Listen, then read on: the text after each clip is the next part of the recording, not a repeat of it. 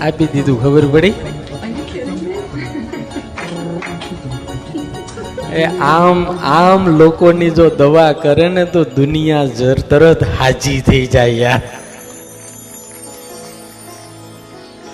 એક ભાઈ સાહેબ આગળ ગયા, સાહેબ કે શું થાય છે? કે 3 મહિનાથી છે ને સાહેબ પરસેવો નથી વળતો, હેરાન થઈ ગયો છે. કે 3 મહિનાથી પરસેવો નથી વળતો.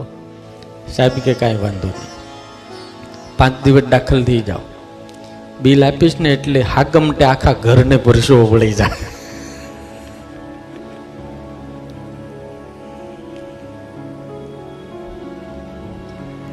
અંકિતભાઈ મને સાળંગપુર આવીને કહેતા હતા, સ્વામી